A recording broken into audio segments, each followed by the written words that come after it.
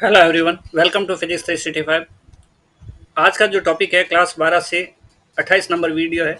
और इसमें हम गाउस के नियम की सहायता से किसी आवेशी चालक गोले के कारण उसके बाहर, अंदर और सतह पर हम तीन जगह विद्युत क्षेत्र की तीव्रता ज्ञात करने वाले हैं। ये 28 नंबर वीडियो है और बाकी जो वीडियो है इस चैप्टर के सारे वो लिंक डिस्क्रिप्शन में दिया हुआ है, वहाँ से देखे जा सकते हैं। मैं हूँ वाई के शर्मा और फिजिक्स 365 पे जो भी वीडियो अवेलेबल होता है आपको वो क्लास 11 12 नीट जेई और अदर कॉम्पिटिटिव एग्जाम के लिए काफ़ी यूजफुल होते हैं। आरबीएससी सिविक एससी का कोर्स कवर करता है। और आज जो हम कर रहे हैं वो है अपने पास चालक गोले के कारण विद्युत क्षेत्र। किसके कारण? चालक गोले के कारण विद्युत क्षेत्र।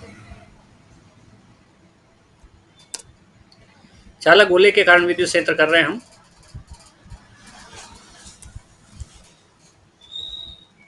चालक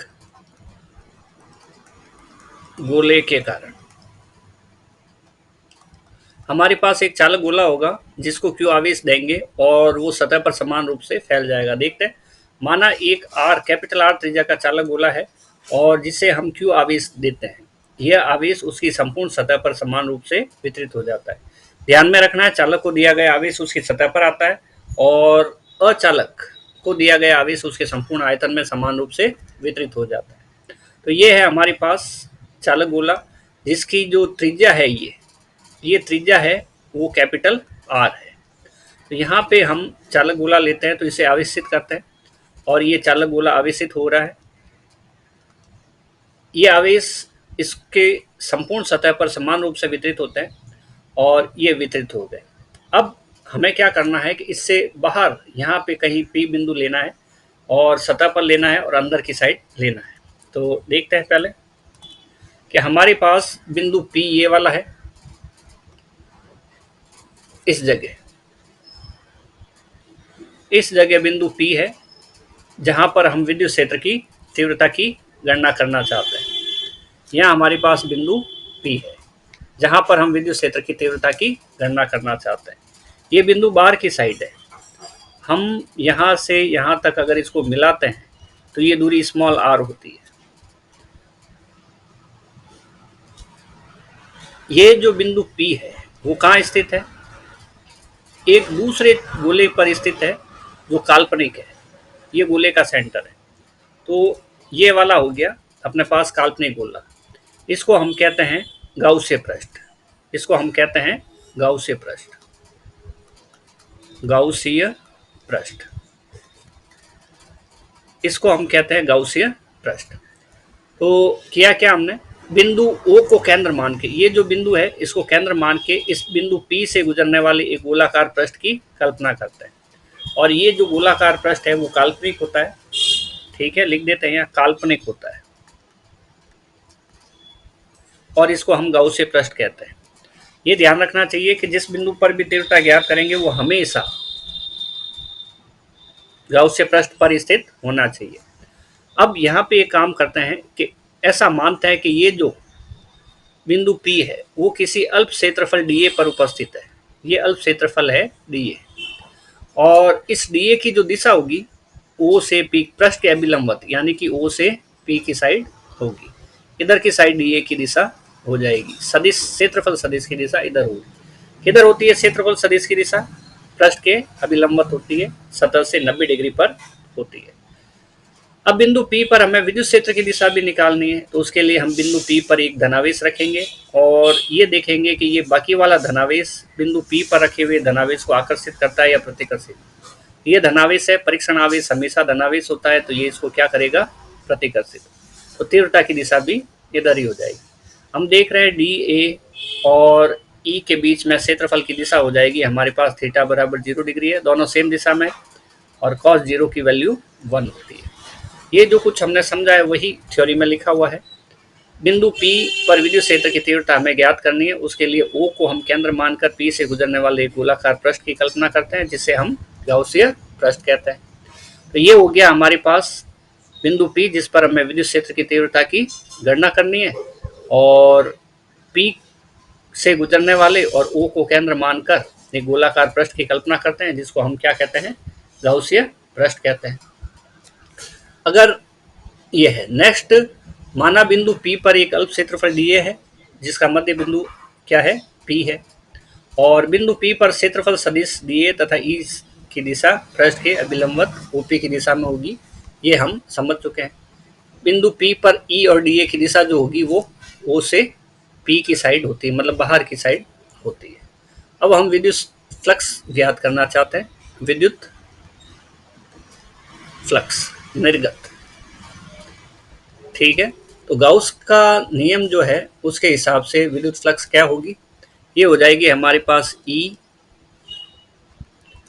समाकलन का निशान, और ये निशान बताता है कि वो सतह बंद होगी जो हम गाउस से पृष्ठ की बात कर रहे हैं, और नीचे S लिखते हैं, ये बताता है हमें,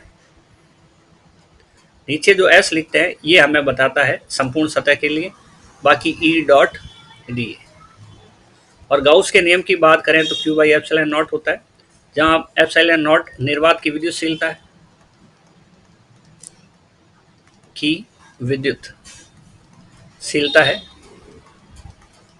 और इसकी जो वैल्यू होती है वो 8.85 इंटू 10 की घात minus 12 coulomb square upon newton metre square होती है। मात्रक सहित इसको याद रखना है।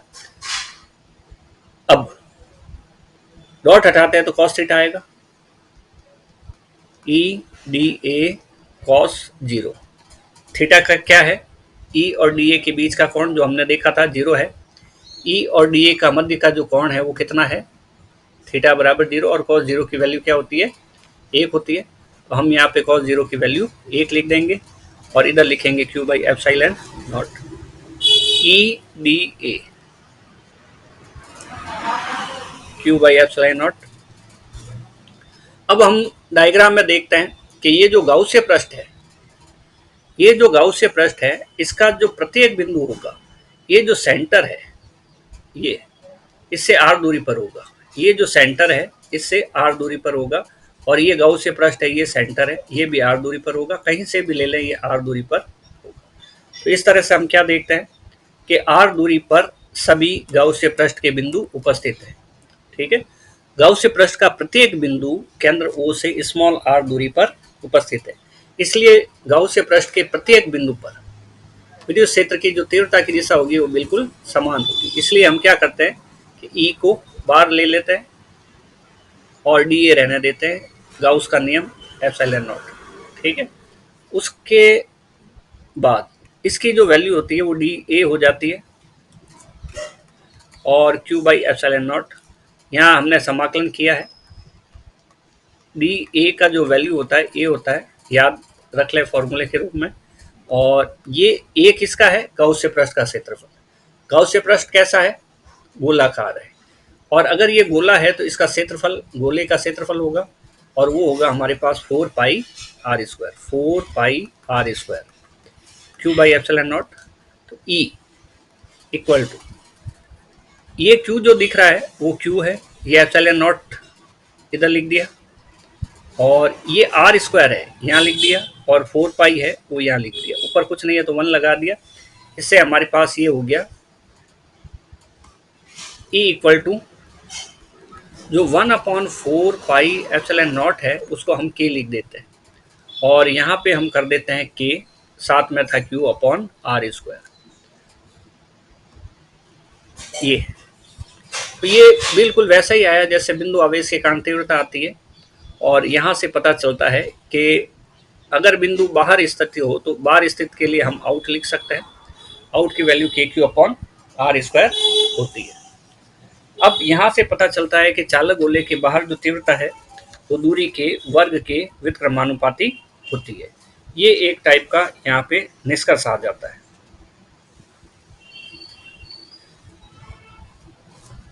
अतः चालक गोले के बाहर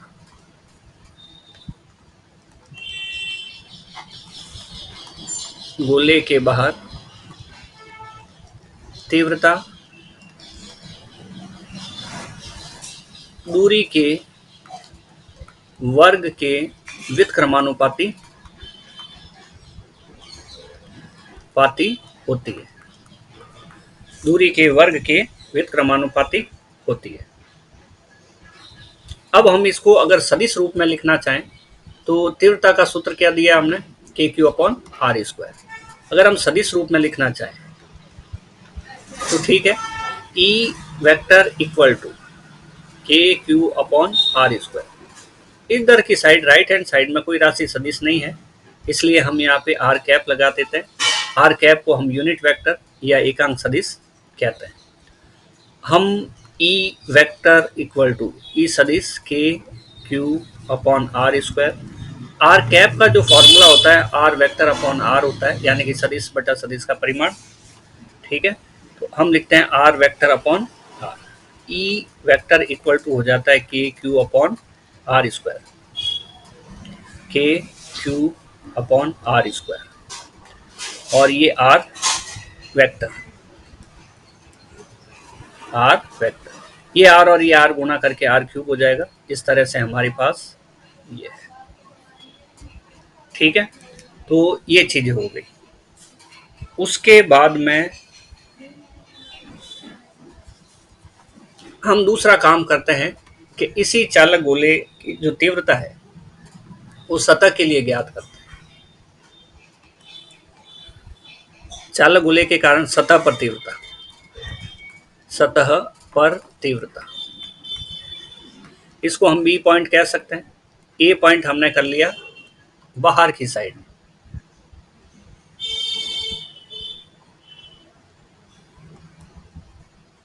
ए पॉइंट हम यहां लिख सकते हैं बाहर, जब R greater than capital R हो। और सतह की अगर बात करते हैं तो हम क्या लिखेंगे, जब आर बराबर आर हो। तो ये तीव्रता ज्ञात करनी है। और जब आर बराबर आर हो और तीव्रता का सूत्र हमारे पास क्या है, K Q upon R square. E equal to है हमारे पास के क्यू अपॉन आर स्क्वायर, तो हम आर की जगह कैपिटल आर लिख देंगे और ये तीव्रता का सूत्र हो जाएगा ये सरफेस के लिए, where R is equal to R. अगर इस तरह से नहीं करना है तो फिर पूरा यहाँ पे ई डी ए लिखेंगे, डी ए कॉस जीरो आ जाएगा और डी ए आ जाएगा। और उसके बाद में जब यहाँ पे हम ए की वैल्यू लिखेंगे, जब यहाँ पे हम ए की वैल्यू लिखेंगे, क्या लिखने वाले हैं, A is equal to 4 pi R square. यहाँ पे हम कैपिटल आर लिख देंगे जब सतह की बात करेंगे। बाकी डेरिवेशन बिल्कुल सेम है। यहाँ पे कैपिटल आर लिखेंगे तो यहाँ पे कैपिटल आर आ जाएगा, और जब यहाँ पे कैपिटल आर आ जाएगा तो सूत्र यही आएगा। एक ही सवाल में 2 बार डिराइव करने की जरूरत नहीं है। अब आगे सी पॉइंट करते हैं हम, और ये जो सी पॉइंट है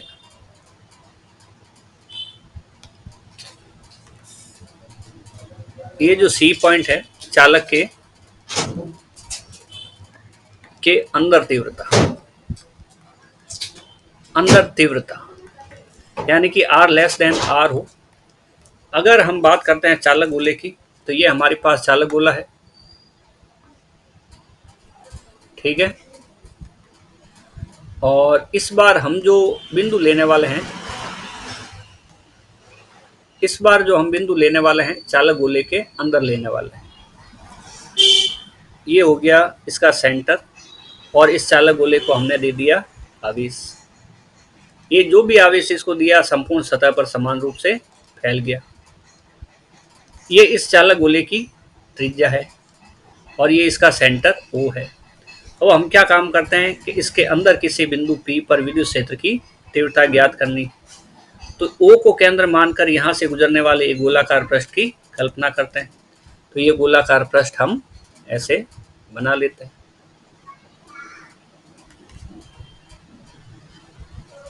तो इस तरह से हमने O को केंद्र माना और O को केंद्र मानकर P से गुजरने वाले एक गोलाकार पृष्ठ की कल्पना कर ली। ये जो है अंदर वाला, इसको हम गाउसियन पृष्ठ कहेंगे, इसको हम गाउसियन पृष्ठ कहेंगे, और ये काल्पनिक होता है। और इस बिंदु P पर हमें तीव्रता ज्ञात करनी है, और यहाँ से यहाँ तक की जो दूरी है वो स्मॉल r के बराबर होती है।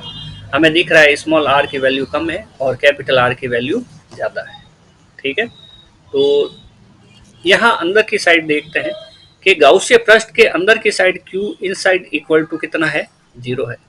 अगर चालक गोले के अंदर तीव्रता का वैल्यू 0 है तो सीधी सी बात है, यहाँ पे आवेश की वैल्यू 0 है तो यहाँ पे तीव्रता की वैल्यू भी 0 होगी। तो यहाँ लिख देते हैं चालक गोले के भीतर, चालक गोले के भीतर आवेश का मान शून्य होने के कारण, शून्य होने के कारण तीव्रता भी शून्य होती है। तीव्रता भी क्या होती है, शून्य होती है। अब नेक्स्ट टॉपिक है अपना, इसी के बाद में जो दूरी और तीव्रता में ग्राफ करने वाले हैं। चालक गोले के कारण केंद्र से लेके दूरी और तीव्रता में ग्राफ करेंगे। दूरी तथा तीव्रता में ग्राफ ये बनाने वाले हैं। और ग्राफ बनाने के लिए हम देखते हैं कि ई जो हमने विद्युत क्षेत्र निकाला है, ई आउटसाइड वो होता है K Q upon R square, और ई आउटसाइड जो हमारे पास रहेगा बराबर व्युत्क्रमानुपाती आर स्क्वायर। के constant, Q constant. E on surface की अगर बात करें तो फॉर्मूला है K Q upon capital R square, और ये हो गया हमारे पास अधिकतम मान, मैक्सिमम वैल्यू, अधिकतम मान हो गया। तीसरा बात करें इनसाइड, तो हमने देखा तीव्रता अंदर की तरफ 0 आती है। तो इन सब चीज़ों को ध्यान में रख के हम ग्राफ बना सकते हैं। ग्राफ बनाने के लिए वही हम चालक गोला लेते हैं, और ये जो चालक गोला है इसको हम आवेश देते हैं Q, और जब इसको आवेश देते हैं तो ये सारा आवेश इसकी संपूर्ण सतह पर समान रूप से वितरित हो जाता है। बिल्कुल समान रूप से हमें इसका आवेश वितरित कर देना है, और ये हो गया हमारे पास कैपिटल आर इसकी त्रिज्या।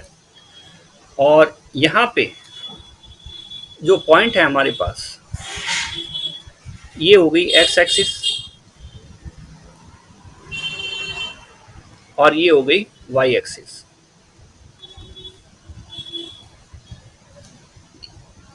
ये जो जगह है वो आर लेस देन आर होगी, यानी कि अंदर की साइड होगी। अंदर के सभी बिंदुओं पर स्मॉल आर का मान कम होगा। ये पॉइंट जो है वो सतह का है, आर इक्वल टू आर होगा, और इस पॉइंट को हम सतह कहेंगे। इस पॉइंट की बात कर रहे हैं। और बाहर की तरफ आर ग्रेटर देन आर होगा, और ये बाहर होगा। सेम इधर की side R less than R, ये अंदर पॉइंट है। अगर हम इस बिंदु पर भी चल रहे हैं, यहाँ पर ये पूरी लाइन सतह के लिए है, और ये पूरी लाइन सतह के लिए है, ये पूरी लाइन सतह के लिए है। और इस लाइन के इधर की साइड का सारा भाग अंदर का है, और इधर की साइड का सारा भाग बाहर का है। ठीक ऐसा ही इधर, इस लाइन के इधर की साइड जितना भी भाग अंदर है, और ये बाहर की साइड है। अब हम देखते हैं केंद्र पर तीव्रता कितनी, और केंद्र है अंदर की साइड, तो अंदर की साइड हमारे पास तीव्रता रहेगी 0। ये सारे पॉइंट अंदर की साइड है, और अंदर की साइड तीव्रता की वैल्यू कितनी रहेगी, 0। लेकिन जैसे ही सतह पर आए, और सतह पर तीव्रता की वैल्यू कितनी होती है, K Q upon R square, और ये वैल्यू अधिकतम होती है। जब ये वैल्यू अधिकतम है तो ग्राफ अचानक से ऊपर चला जाएगा, और इस अधिकतम वैल्यू को हमने के क्यू अपॉन आर स्क्वायर मान लिया, और ये तीव्रता ऑन सरफेस के ऊपर है।